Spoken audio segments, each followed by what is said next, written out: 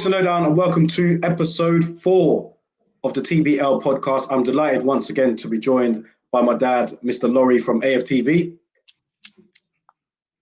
How's it going, right, man? How you doing? You good? Yeah, I'm looking forward to this show. Yeah, as I've done all the other shows, man. Yeah, for sure. Yeah. Looking forward to it. Hit me with it, man. Tap in. Got a big show today, man. Let's just get straight into it. Quite a bit to talk about. As you know, I've only got an hour. So let's just jump straight in, man. Let's just go straight into the deep end.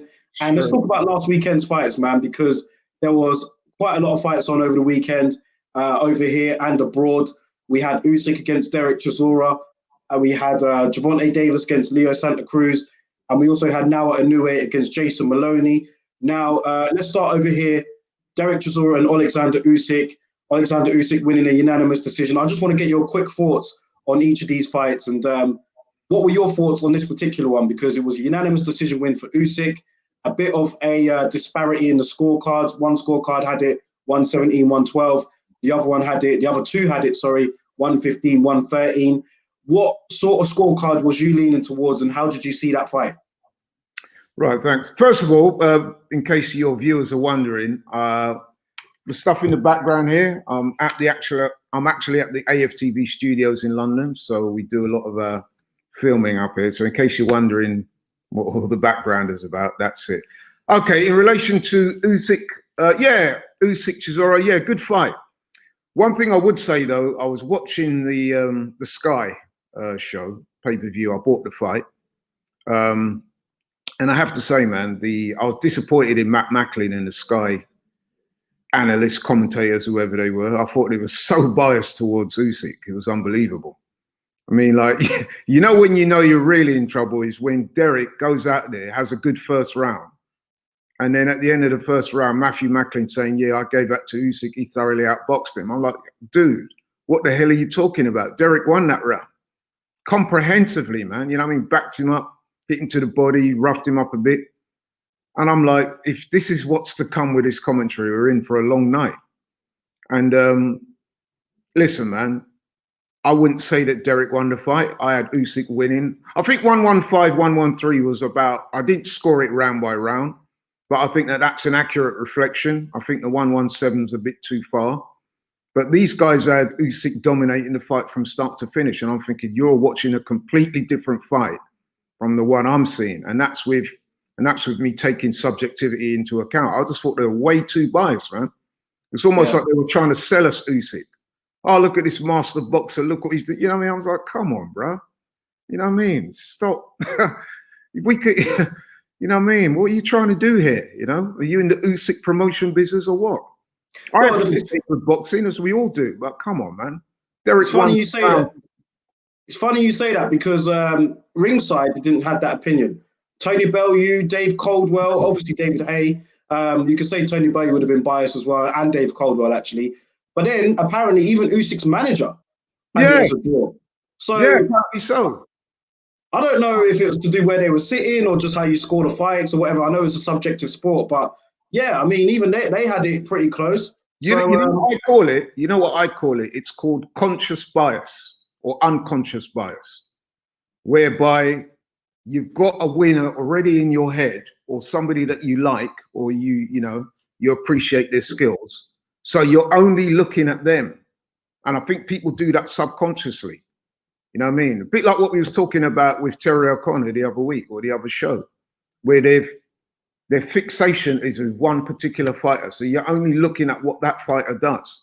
But then even taking that into account, for you to give Usyk that first round, that tells me you're on some kind of agenda straight away. Because was it the first or second round that he gave him? Huh? Was it the first or second round? No, what I'm saying is, in watching the fight, after the first round, which was, to me, a clear Derek Chisora round, Matt Macklin, when he was asked, he said, I gave that round to Usyk. I thought he outboxed him. And I'm like, dude, what are you talking about? Now, as the fight progressed, Usyk was clearly the superior fighter, and I thought he won in the end by a couple of rounds. But I thought Derek did really well. I thought Derek had a very good start. He gassed out a bit, and he had to wait to get his second win back. by which time Usyk had some very good rounds, in particular the middle rounds. I think he hurt Derek a couple of times, had him looking a bit disorganized. There was one round in particular where he might even, if he'd have laid it on, you never know, he might even have stopped Derek, you know what I mean? So I've got no complaints with Usyk being declared the winner. I didn't agree with Tony Bellew and David Haye, by the way. I thought they got that wrong, although I was more in tune with their way of thinking than I was Matt Macklin and some of the other guys that I had on Sky. I just thought that they were way over the top with it. And I also don't think it was a particularly impressive performance either. I think if you're Joshua and Fury, even the likes of Dubois, and looking at that, you're thinking, you know what? I would take that fight in a heartbeat. You know what I mean? Well, here's the thing. That's what I was going to say next, because I was watching the fight with a casual, and they were just saying, nah, they were like, nah, I can't see how Usyk he can't beat AJ, he can't beat Fury, he can't beat them guys. Like, yeah, like he looks good, but can he really beat them giants? And like, what I was trying to say to him is like, you're expecting Usyk to just go in there and knock out Chisora. Alexander Usyk was never a knockout puncher, not even at cruiserweight. So are people being a bit unfair when they say, oh, well, he didn't knock him out, you know, so why is he gonna how's he gonna be able to beat AJ and Fury? It's a casual opinion, but I've heard a lot of people, even people that watch boxing, kind of say that he wouldn't be able to make a dent in either AJ or Fury or the other guys. So he's not gonna make no waves in this division. And really, we know what his game is gonna be. He's gonna go in there and try and outbox you, use his extra stamina in the later rounds to try and outmaneuver you. How's that gonna work for him? Do you see it working from against those big heavyweights? Well, I don't think it's impossible, because obviously styles make fights, and Derek Chisora has a different style to those two guys. But then, having said that, you've got to look at it logically. Derek is what, in his late 30s.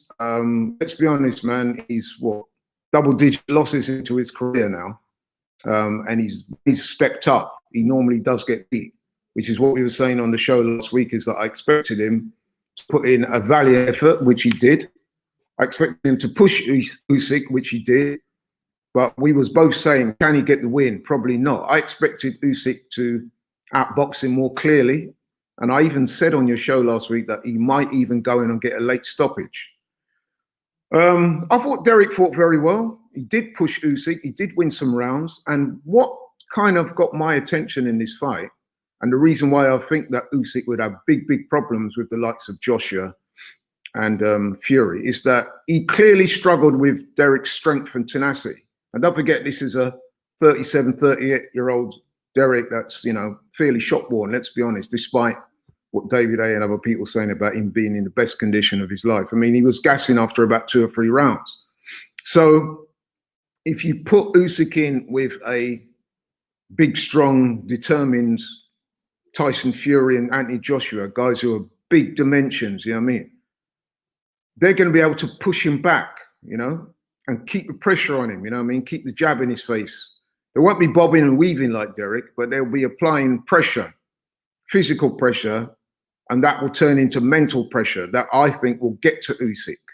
You know what I mean? I think they'll be able to dominate him, to be honest, based on what I saw. Now, it's not inconceivable that Usyk on his best night might be able to have a very good night against those guys. But realistically, based on what I've seen of his 2 heavyweight performances so far, neither of which have particularly impressed me. I mean, he had the first fight against Shaz Witherspoon. It's a fairly routine win, but in that fight, he never did anything overly dramatic.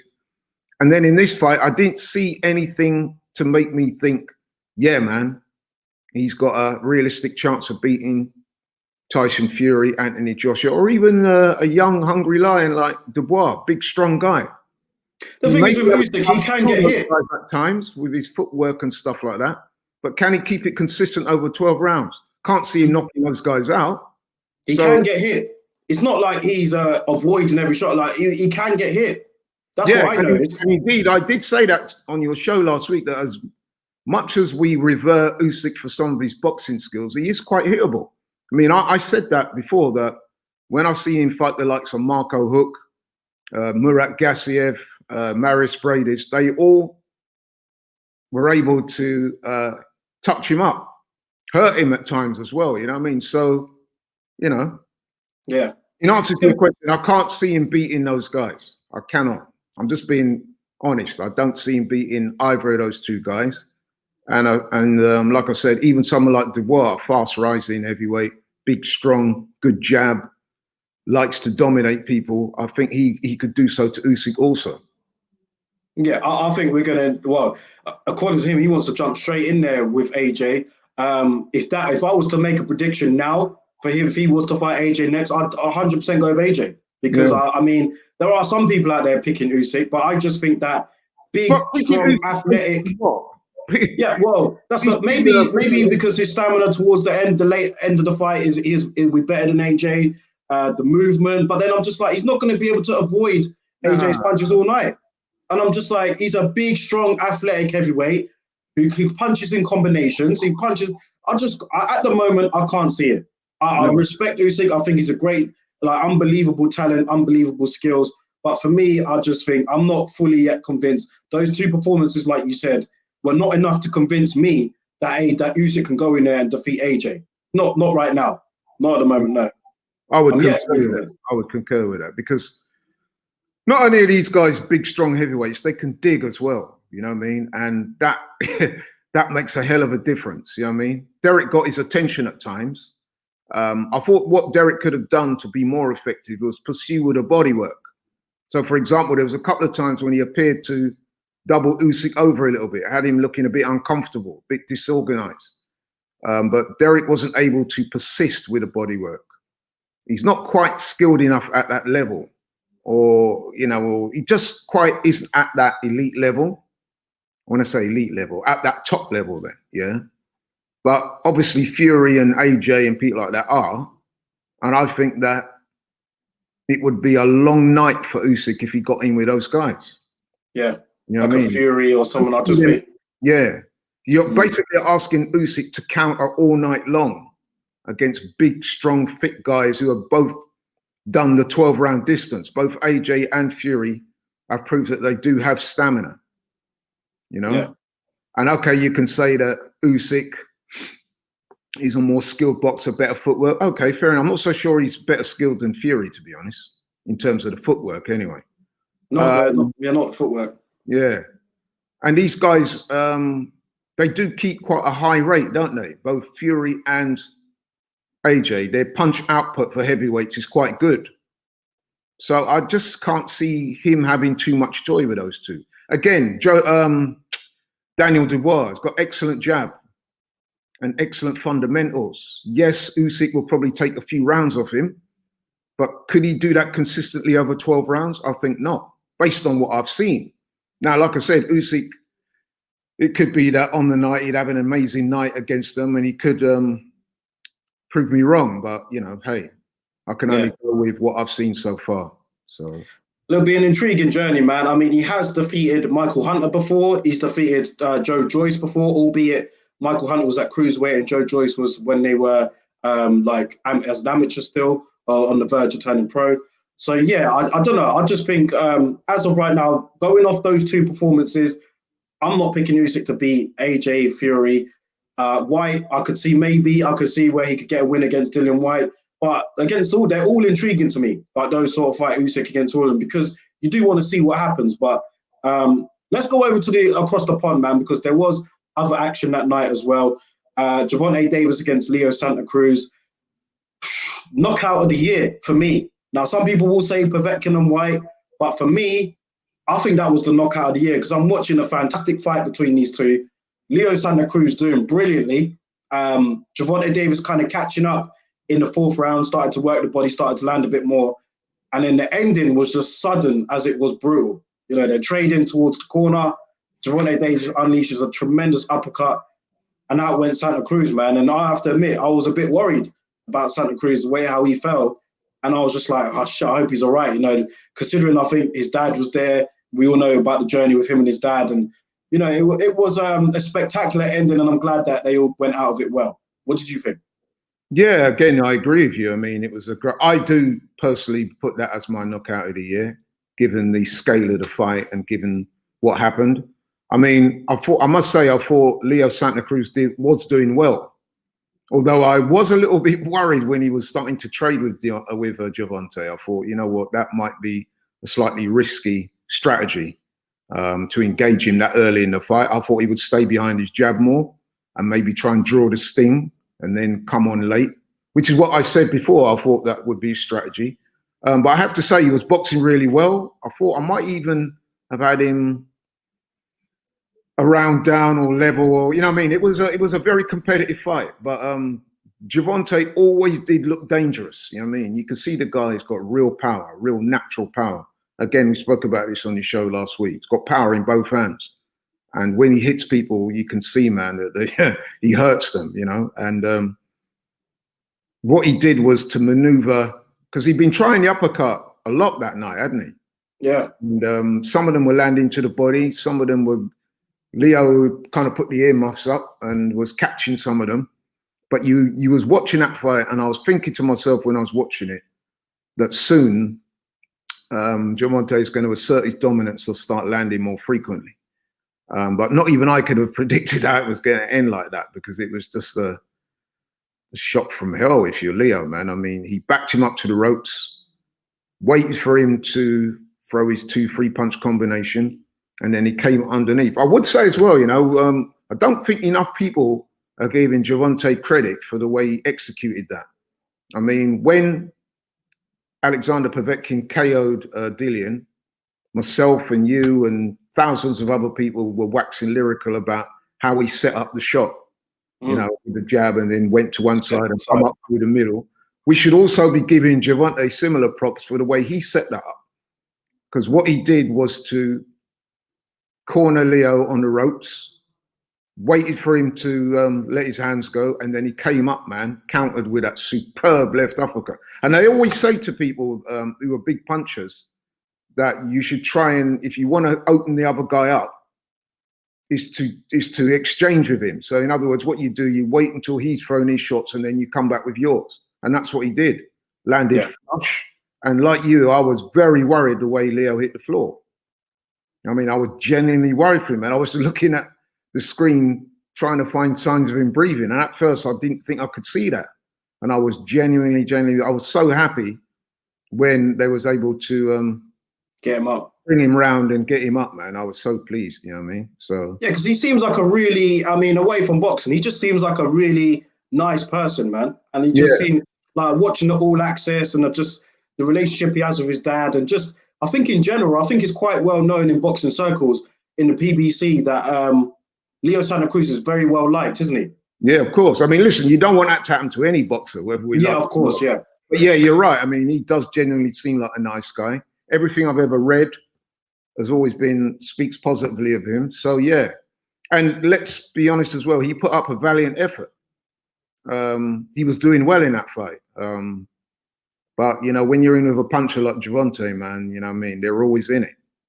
So what next for Gervonta Davis? Do you think he'll move back up to lightweight? Because that's where the action is. That's where it's hot, lightweight. Like we all know, we know who's up there: Haney, Lopez, Garcia, Luke Campbell, Comey, Loma. Like that's where the money fights are. So do you want to see Gervonta Davis back up there? I'd like to see him up there, but you know what? It would depend from his own personal standpoint as to how comfortable he is at that weight. Because if he can stay at that weight, then he might think to himself, well, I'll dominate this weight class. Super feather. Yeah. Because I have to say, he did not look drained at all, did he? He looked good. No, did he have to strip at the weigh-in though? He had to strip at the weigh-in, but I mean, that's not uncommon these days. And he did make it with a little bit to spare, didn't he? Even though he stripped down. Yeah. So, I mean, listen, we don't know what happened in his camp.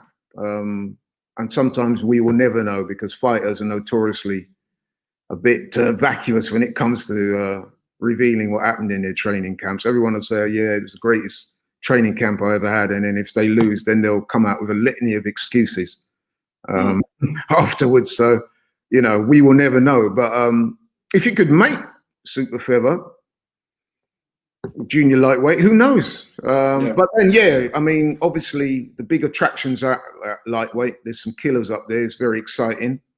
And you'd have to say Gervonta would have a chance against any of those guys with that power that he's got. I mean, he'd be at a height disadvantage with somebody like Haney and people like that. And they're all calling him out. But hey, man, if he lands punches like what he did the other night, he's capable of No one took anyone out. Not just knocking them out, knocking them cold. You know what I mean? Because not often you see that at the lighter weights, is it? To see somebody get starched like that. You know what I mean? So, which brings me on to my next person who was in action over the weekend. Now Inoue has got that sort of power. He's got that sort of one-hitter quitter power, just like Gervonta Davis and Deontay Wilder. Now, I have to admit, I didn't get to watch this fight live. Didn't get to watch it. I only caught glimpses of it. It was off on it around the same time, just before. And yeah, a sensational performance from him, winning I think it was the 6th, 7th round he won in. With Inoue, do you think that he's, like, in terms of his ability, in terms of his marketability, in terms of his boxing style, in terms of what he's accomplished, do you think, because somebody posted this to me in my group the other day, and they were saying, like, do you think he should be more popular than what he is right now? And is it down to the cultural aspect that he's, you know, Japanese? Is he based in Japan or is he based in America now? I don't know. Based in Japan. Based in Japan. So what do you make of that?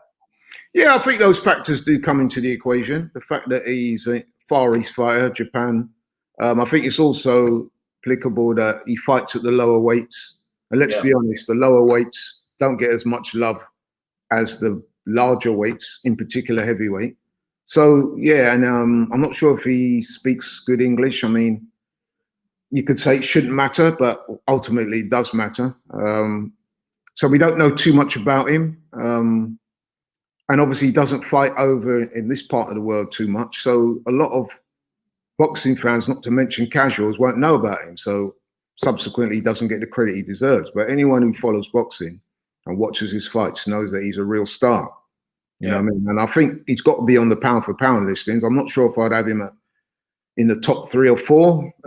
But then I guess where he's on a lot. I think he's on top 3. He's definitely top 5 on many. Yeah. Well, I could see why he would be up in the top 5. I don't quite know the level of opposition. You see, one of the things about pound for pound, it should be based as well on who you're fighting. Not necessarily about winning world titles in different weight classes, because let's face it, fighters nowadays can navigate that and jump up and down as they will.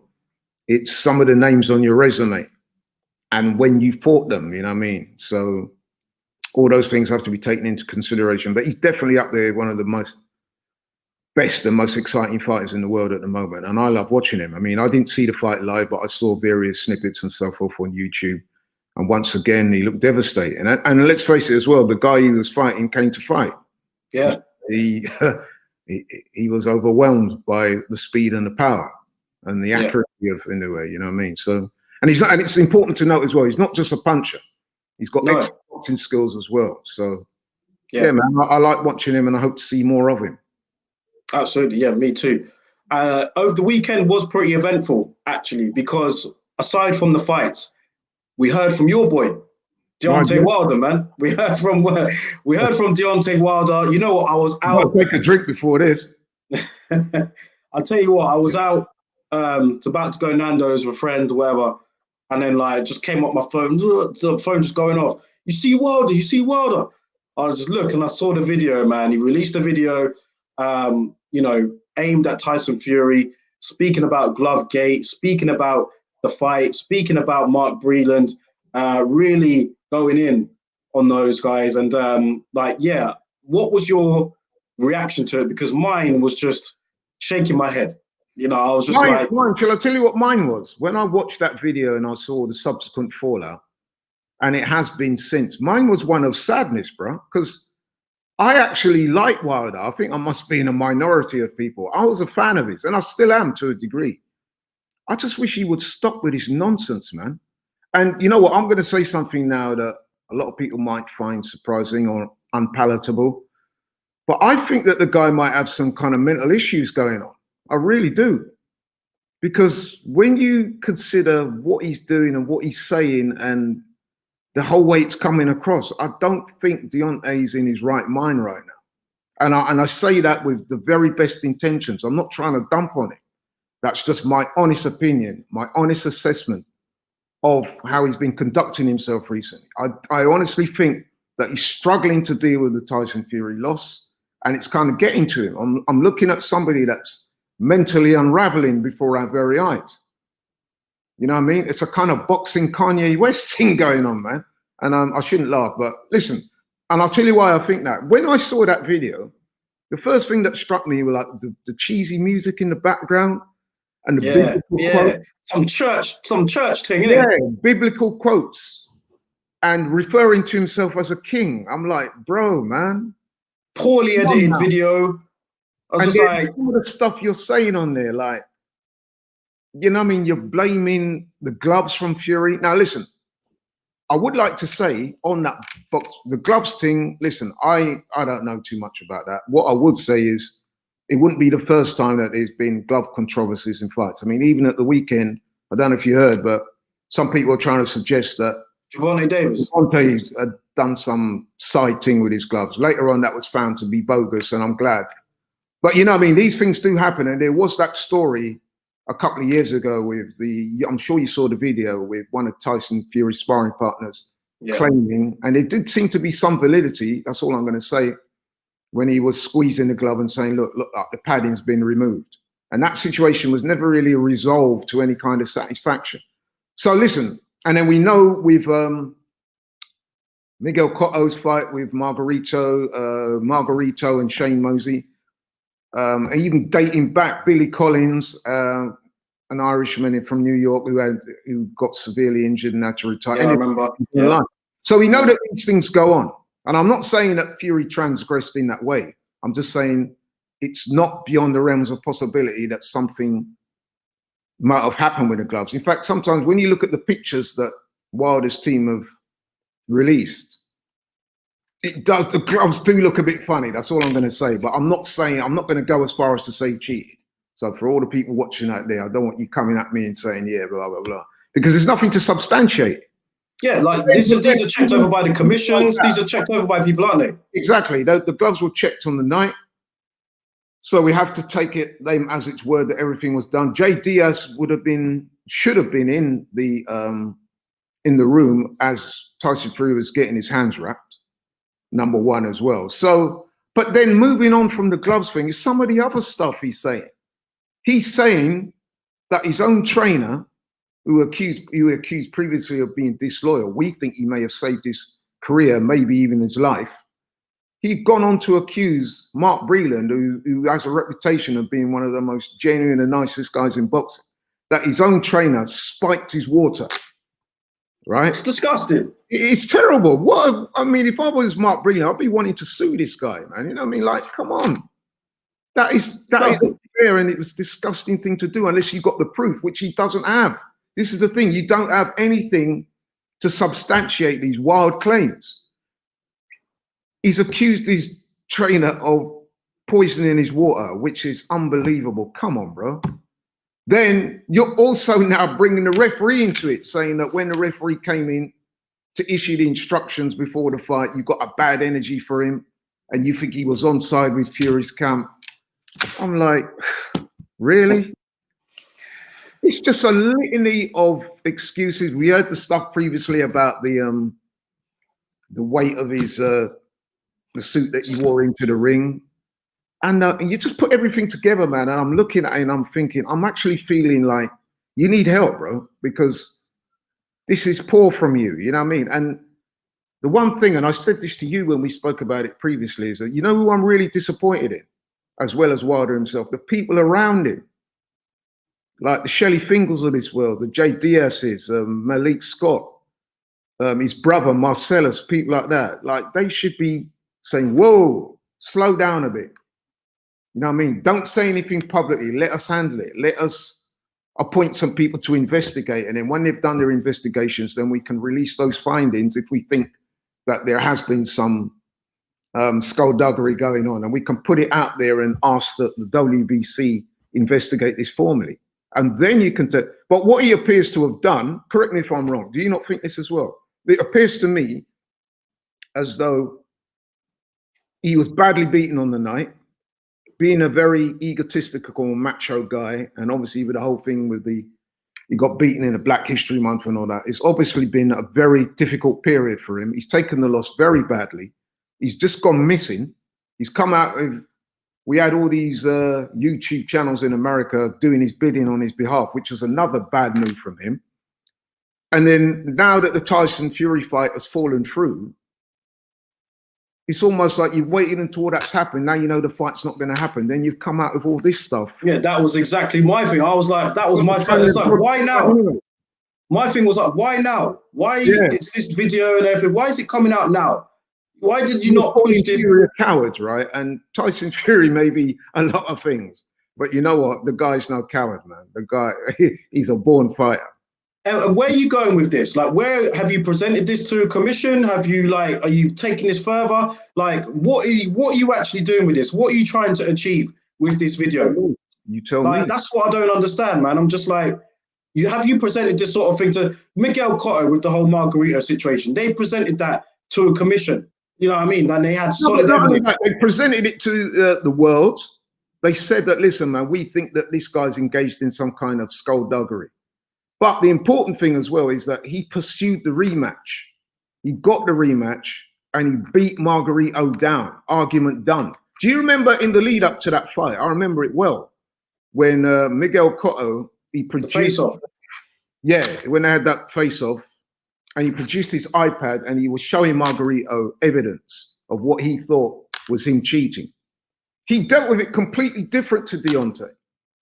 You know what I mean? And that's what I'm saying. I was and still am a fan of his, although I'm finding myself finding it hard to like Wilder. It is. Yeah. Because listen, I like, if you look at anyone who takes the trouble to go and find out, he has a very interesting backstory, how he even got into boxing. You know what I mean? He didn't get into boxing until he was late.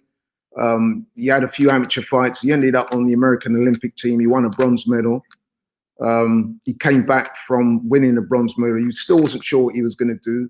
He had a daughter that suffers from spina bifida. He decided to turn pro, and he's excelled himself. You know what I mean? He's gone on to win the heavyweight champion of the world, a run of the most knockouts and all that type of stuff. Created this exciting persona around him. You know what I mean? The baddest man on the planet type of thing. Has made millions. But to see him descend into this, man, is just so sad. Because I'm sure he fights again. He's a good guy at heart. It's just that he's struggled to deal with this loss. I think all the pressure that he put on himself before the fight, they miscalculated, they got things wrong, and now he's the one that's having to endure the pain of the loss. And he's struggling. Do you think he fights again? I'm not so sure, you know. I'm really not. At first, I thought, I was saying to people, yourself included, that they could navigate another route to the title, which they still could. I mean, listen, him losing to Tyson Fury is not the end of the world. He's had 2 fights with Fury, 1 draw, and 1 comprehensive loss. If you look at some of the other great, better fighters than Deontay throughout history, look at Manny Pacquiao. He got stretched by Juan Manuel Marquez, face first. Everybody's saying, retire, retire, retire. He didn't. He came back, rebuilt himself. Now, look, he's on top of the world again. Look, even contemporary heavyweight like Deontay Wilder. Look no further than Anthony Joshua. Devastating loss he suffered. Embarrassing, humiliating. All the other adjectives that people were throwing at him. Yeah? With against Ruiz. He didn't make... That's why I've got so much respect for Joshua. No matter what anyone wants to say about him, whether he's paper champ or this and that, he had a devastating loss against Ruiz. His first loss as a professional. He never complained. There were lots of excuses that he could have made. We all heard about certain things that had happened in the camp, whether they were true or whether they weren't true. He could have gone on and elaborated about that. Yeah, that wasn't right. No. He pursued the rematch. He took himself away. He shut his mouth. He trained. He came back. He beat Ruiz comfortably, if not excitingly, but comfortably. And now he's on top of the world again. Yeah, I just think, and the last thing about Wilder is he exposed himself as well. When he said in his statement, he was like, yeah, in his Instagram post, he was like, yeah, we even turned down the Joshua fight for more money to fight you again. And it was like, yo, hold up a minute. Didn't you say, like, I thought you said Joshua didn't want the fight, bro. So you're just contradicting. You're looking really bad in this, from my opinion. Exactly. And it's just, you're looking like... The only thing that we saw from Deontay in the intervening months was a video of him twerking, embarrassingly so, at some barbecue. You know what I mean? Now, even if you're going to indulge in that type of behavior, to me, you shouldn't be filming that and posting that on social media. That is not conduct becoming of the heavyweight champion of the world. In my Not the baddest man on the planet, anyway. In my view, you wouldn't have seen Ali and all the Larry. Didn't see Tyson twerking, man. No, exactly. You call yourself the baddest man on the planet. I don't remember seeing them twerk. Yeah, just saying, man. So in amongst all that twerking, you had all that time to produce the evidence. He's had time to. When was that fight? Last February. February. And now you're waiting until now to come with this. Ironically, after Fury's announced he's fighting on the 5th. Listen, Deontay Wilder is a very rich man by any stretch of the imagination. Very rich. Yeah. You're telling me that you couldn't have found a couple of lawyers to investigate what you felt was foul play and let them come up with some kind of report, and then you could have decided where you're going to take it from there. He's had plenty of time to do that. Then you could have petitioned the WBC, right? Even looked to get the lawyers to sue Tyson Fury, because if half of what he's alleging is true, that's some serious misconduct. That actually falls into the realm of criminal conduct. Yeah. If you're accusing people of poisoning you and putting stuff in their gloves, that goes beyond normal cheating in boxing. That is criminal activity.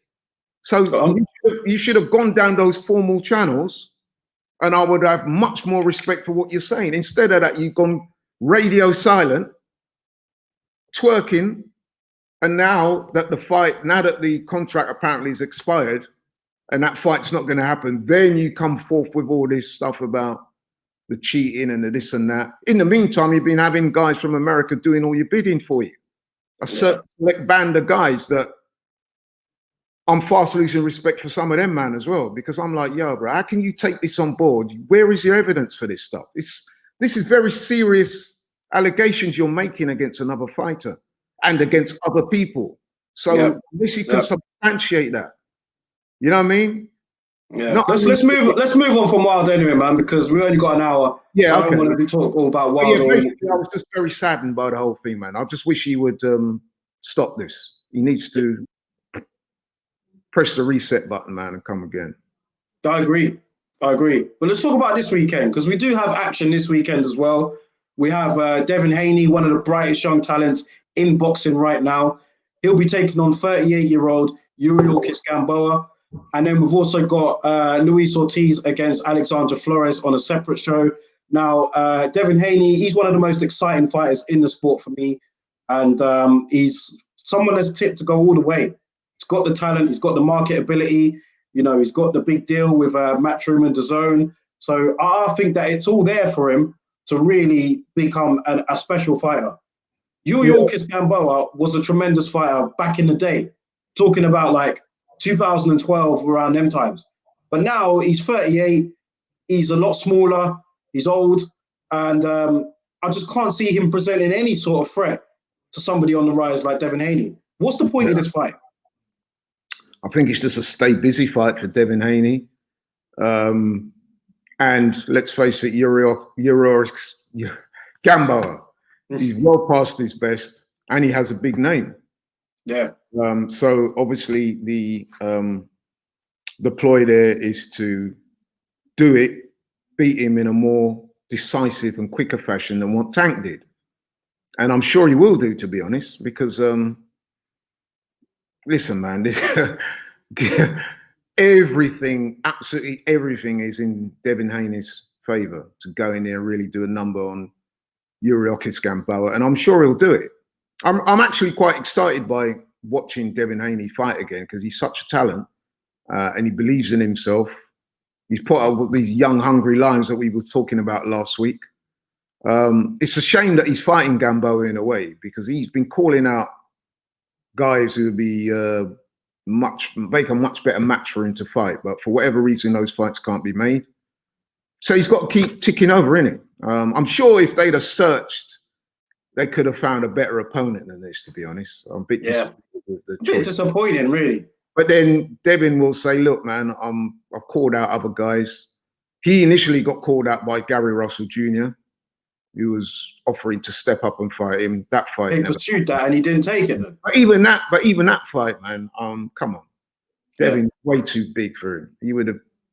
I would fancy him to do what he's going to do to Gamboa, to do that to Gary Russell as well. Yeah. So what about? Yeah, sorry, go on. yeah, so in answer to your question, man, I think it's going to be if not a very short night. I can't see this fight going a distance, and it could be a bit of a beatdown, man. I hope Gamboa's cornermen don't act too brave and let him stay in there for the sake of it, man, because he's way past his best. It's a long time since I've seen Yuriorkis Gamboa look good in any fight. Yeah. When was the last time he looked good in any fight you saw? I can't remember. And then plus Haney's dimensions are all wrong for him, man. Bigger, taller, stronger, longer, hits harder. Yeah. It's an absolute no-brainer. But having said that, David does need to get in the ring. He's had a shoulder operation. He needs to work. He's hungry. He's calling people out. He just can't get the fights. Another fight that's looking like a bit of a mismatch is Ortiz and Flores. Now, Luis Ortiz, I like watching him, I have to admit. Last time he was in the ring was when he fought and lost to Deontay Wilder back in November, so it's been almost a year now. Alexander Flores, every time he stepped up, he's lost. He's lost by stoppage as well. Charles Martin, he lost. Joseph Parker, he lost. Luis Ortiz, can only see it really going one way. Do you agree? I think the only thing with Ortiz is that a lot of people, myself included, I'm sure you as well, there's this ongoing debate about his age and stuff like that. So, you know, I've heard quoted anywhere from late 30s to early 50s, you know what I mean? So, you know, the man's going to step into the ring one night and he'll be struggling to lift his arms above his head. So, but until that day happens, I mean, the likes of Flores will not beat Ortiz, who's, all jokes aside, is quite a skilled heavyweight who can punch, southpaw as well, good dimensions, experienced. He's dangerous, man. And I feel a little bit sorry for him because it's clear to me that a lot of the top heavyweights don't really want to fight him because they will look at it as high risk and low rewards because he doesn't bring a lot to the table in terms of fan base and, you know, money. I do like watching Ortiz fight. I do like watching him. Boxing perspective, I like watching him. You don't get a lot of southpaw heavyweights. You don't get a lot of boxers that fight like him. And he doesn't fight like a lot of Cuban fighters. He's more aggressive. He's not like extremely aggressive. He's more crafty with his aggressiveness. But he's good to watch. And when he lets his hands go, man, he's a handful. I mean, he gave those fights with Deontay were two really good fights. Mm. And the second fight in particular, he's winning every round in that second round until he got flattened.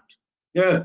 You know what I mean? Literally every round he was winning up until he got caught. And even in the first fight, man, he had Deontay in serious trouble. A couple of times hurt him badly, you know. So hasn't quite happened for him at heavyweight yet. So he's still sticking around hoping for that one last chance. He may even get it. Who knows? Maybe they could have put. I wish him well. Yeah. And maybe they could have put Ortiz in with Dylan White now that Povetkin's pulled out, and we wish him well, obviously, because of it seems that he's contracted COVID and apparently he's in hospital. So I hope that he's all right. Yeah, I hope he recovers. Yeah, let's hope he's well, man. You know what I mean? No one likes to see that. I mean, I know of somebody who works in this organization whose mum contracted COVID and now she's seriously ill in hospital. So it's not a nice thing, man. So, yeah, obviously we wish Povetkin all the best, him and his family. So, yeah. So what next for Dylan White? Where does he go? Are they going? I think they're trying to move it to. They're trying to move to January, aren't they? Yeah. But then some people have offered to step in, like Chisora, unbelievably, has tried to step into fighting. Michael Hunter. You know what? Can we get Michael Hunter a fight? No doubt that Derek would do so. But can we get Michael Hunter a fight? What is going on? Why is nobody fighting Michael Hunter? Well, why do you think, man? I feel sorry for him, man. He said he'll fight these. Yeah, he's nobody wants to step in with it. It's another one of what I called high risk, low reward. You know what I mean? Yeah, but Dylan's the can man, right? I thought he beat Povetkin that night as well, actually. He didn't get it. Dylan White, he's the can man, isn't he? Yeah. You know, anybody can get it. What about Michael Hunter then? No, but really and truly, if you're Dillian's like manager or brain trust, the people around him, would you want that fight for him? No, I wouldn't. But you can't call yourself the can man and then somebody says, all right, let's fight. And then Dylan hasn't responded to Michael Hunter, but I'm just saying, like, why can't Michael Hunter get a fight? I'm not saying he beats them all, but he gives them a good fight. It does give them a good fight. But as we said before, he's not really marketable. Even for an American heavyweight, he's not that marketable, which is why he's been fighting over here a lot, because if he was that marketable, he'd be fighting in his own country. And he's skillful, he's tenacious. He's not a big... I guess the priority for Dylan is to get that Povetkin fight in January, isn't it? Sorry? The priority for Dylan, first and foremost, is to get that fight in January. Yeah, I mean, listen, you can go, but your focus is to avenge the Povetkin loss and maintain your position in the WBC as the #1 contender. So I can see why you would want to swerve that fight with Hunter. So if you're going to, he might have a stay busy fight, but I would imagine it will be a fight to just work off the ring rust. Why would you go in there with, let's face it, what's going to be a very dangerous fight for you against Hunter? Yeah. You know what I mean? Hunter's not a big puncher, but he can box. He's well skilled. And I'll tell you what, he would give Dylan all he could handle, just keeping it 100. So I don't think that's a fight that they should pursue, to be honest. But then, you know, hey. Yeah, I guess the first choice, obviously, to try and get that Povetkin fight for January. If not, there is a show on the 21st to fulfill. I don't know what's happening there. Ain't Conor Ben on that show? So, like, there's some other fights on that show as well. I don't know what's happening, but Dillian Whyte, first and foremost, he wants that Povetkin rematch. He knows where he's trying to go. If he is going to have a fight but that's not Povetkin, I saw that they tried to entice Tyson Fury into a showdown, which, again, is kind of like similar to why Dillian wouldn't fight Chisora or Michael Hunter. Like, Fury can say, what am I fighting you for? Do you know what I mean? Like, I'm staying busy until I get the fight with AJ. So, it's going to be interesting to see what direction they go in and where they go. He has to be very careful, because I was one of those that was thinking that he shouldn't even have taken that first Povetkin fight. When that fight was announced, I was like, wow, are you sure? You know what I mean? And I'm not being wise after the event, because you were one of the people I spoke to when I was saying this is not a good fight for Dillian. You know what I mean? You've spent all that time fighting all these guys to put yourself in a position where you're the #1 contender, and then you're very close from securing that title shot, and then you go and take on a dangerous guy like Povetkin, who's got one-punch power in both hands. So I was very, very concerned about him taking that fight. Yeah. And so it proved it was the wrong decision, you know what I mean? So I'm not even sure if he can beat Povetkin again. I mean, listen, I hope so. And I would make him a slight favorite, even though he got knocked out, just based on Povetkin's age and so forth, and the fact that Dillian was doing quite well up until he got stopped. But nevertheless, it's a dangerous fight, because if he's knocked him out before, I'm pretty sure Povetkin feels that he can do it again. And Povetkin will remain dangerous for as long as he's in that fight. Doesn't matter if Dillian's winning 2, 3, 4, 5, 6, 7, 8, 9, 10. As long as Povetkin's on his feet and be able to throw back, he remains dangerous. And the thing about Povetkin as well is he's not just a big puncher that just wings punches. He's actually skilled. He's Olympic gold medalist. He's very dangerous. Olympic gold medalist. Yeah. You know, great fundamentals. An amateur. You know what I mean? And he's only lost to the top guys. You know what I mean? And even then, he didn't disgrace himself in any of those defeats. So it's a dangerous one, man. You know what I mean? He's definitely more skilled than Dillian, and he hits harder than Dillian. What evens it up in Dillian's favor is that he's got youth on his side. But having just been knocked out in devastating fashion, then the confidence that he would normally bring into a fight like this is eroded, isn't it? Let's be honest. Yeah, it's going to be very interesting. Intriguing. When it does happen. Yeah, I mean, I can't wait to see it, but don't sleep on Povetkin, put it that way. Yeah, for sure.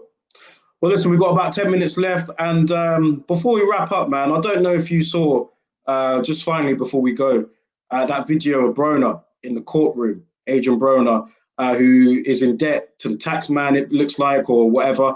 The judge, he was there pleading. Well, it's not even the tax man, is it? Although I'm sure the tax man. I don't know. He was in debt to someone. No, what happened was, if I could just explain briefly, there was an incident with him over a year ago, or maybe even longer than that, where he'd supposedly sexually assaulted a girl. And I don't know if it was in a bar or a strip mall or something like that, or in a... Yeah, I remember that incident. And it went to court, and they found in the girl's favor to the tune of 800 grand or so, or $800,000, and he's not paid it. Oh, so that's what it is. Despite repeated attempts for him to get to pay this money, he's not paid. And I also believe there are times he's supposed to have appeared in court and he hasn't shown up. So subsequently, him being arrested now. Now, talking about the Broner thing, this is another area where people have said to me, do you feel sorry for him? So we had the Deontay Wilder where I did feel sorry for Deontay because I genuinely feel that there's something going on there with his mental issues. But with Broner, I have absolutely no sympathy for him at all, none. I mean, I don't wish it on anybody, and it was pathetic to see him like that. But do I feel sorry for him? No, I don't. And I'll tell you why, because Broner's got a long history of, you know, throwing money around and behaving obnoxiously to people and being arrogant and narcissistic. And he's done it over a period of time without no apology to anybody, continually, you know, this fake Floyd stuff. And I, for one, just got sick of it, man. You know what I mean? And now he's kind of getting his comeuppance a bit, you know? So I don't wish it on anyone, but you know what? That's a burden that he's going to have to carry and deal with, man. Yeah, it just quite ironic, wasn't it? Someone that's, you know, flushed money down the toilet, living up to this lifestyle on clubs. There was a time when he was being disrespectful to Al Heyman, to Leonard Ellaby, to Jay-Z. One time offered him a lucrative deal to sign, and he got on social media and started trashing Jay-Z, saying, I don't fight for nothing, get the F out of here. You know what I mean? All sorts of just obnoxious and boorish and childish behavior, time after time after time. We've seen it with Broner over many years. At first, people thought it was mildly entertaining. It quickly dissolved into something much worse than that. The guy's got no class, man, and he's not funny. And I just think that, you know what I mean? It's your comeuppance, bro. Deal with it. Will he fight again? His last fight was January 2019. He will fight. I'll tell you why he will. Yeah, and I'll tell you why. Because he's got no choice. You know what I mean? He's either broke or very close to it. I mean, he's telling the judge he's only got $13 in his bank. I don't believe that either. Yeah, is he lying? 50 Cent did that, didn't he? I'm sure he's got assets, you know what I mean? That if he sold them, he could pay. I'm sure he's got houses and he's got plenty of jewelry and designer wear clothes. You know what I mean? But maybe cash, he's cash, what they call it, asset rich and cash poor. I don't know, but Broner, he just disappointed me, man. I mean, again, he was another one that I was riding for early in his career. I thought he was exciting. He was a very good fighter. When he beat Gavin Rees, was a tremendous performance against a very good British fighter. And he was taking a lot of stick then, and I kind of stuck up for him a little bit, you know what I mean? I thought, oh, he's American brashness and a little bit immature, but he will, you know, he will go places and he will, as he gets better and older, he will adapt and, you know what I mean, show us maybe a slightly different, more favorable side of him. But he's been unable to do so.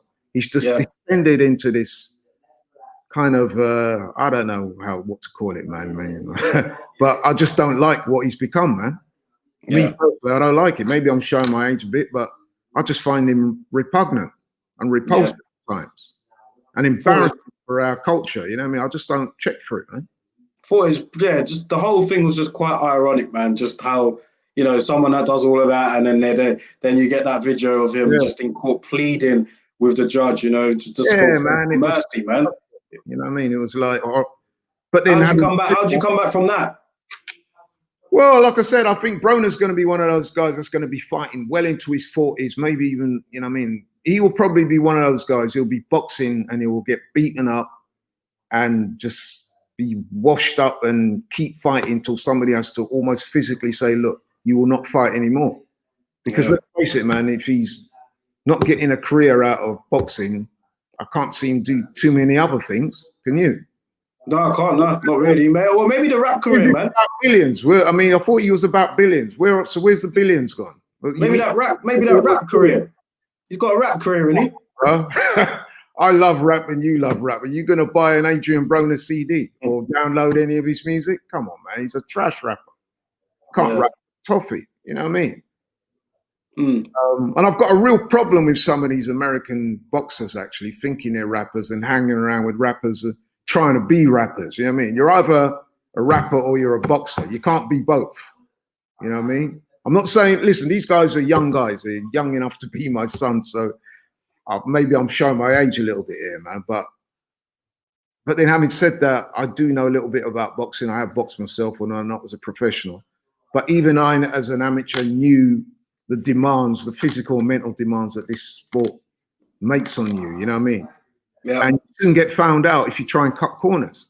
And I don't think there's very many fighters out there who exemplify that cutting corners thing more than someone like Adrian Broner, who's blessed with talent, but for some reason could never knuckle down and get the best out of himself for any extended period of time. Yeah. There was a time, man, when people were saying he could go on to be a modern great, but he's just all the drinking, all the foolishness, the womanizing, having kids all over the place, throwing money around, just behaving like a dickhead, man. You know what I mean? So, yeah, that's a great way to end the show, man. Man, listen, I don't wish it on him, but what I'm saying is for him to sort out. I'm not going to waste my time feeling sorry for him. It's all good. It's all good. Like slightly different. Deontay dealing with a loss. This guy is just an idiot. You know what I mean? Yeah. No, I get it, man. I agree. I'm sure many of the people watching will agree with you as well on that particular point. So, listen, that brings the end to the show. Black men, and we like people that represent our culture well. Broner does not do that in any way, shape, or form. So, cancelled, man. Again, too used to that word, man. But listen, man, like I said, that brings an end to the show. Thank you for coming on once again. And man, we'll be back on next week. You got anything to close out with? No, listen, man, I enjoy coming on the show. Keep up the good work. Keep the videos coming, man. Obviously, not just this one, but I watch a lot of your stuff, and it's very good, very entertaining, very factual. So, yeah, man, keep up the good work. And to all the people out there, thanks for watching, and look forward to seeing you hopefully next week when we do this again. Yeah, guys, thank you for watching. Don't forget to click the like button. Please click that like button and make sure you subscribe to the channel as well. We're currently on about 670 odd 80 subscribers right now. So I need to get to that 1,000 mark. Appreciate you guys' help, and thank you all for watching. And we'll be back next week. Tap in.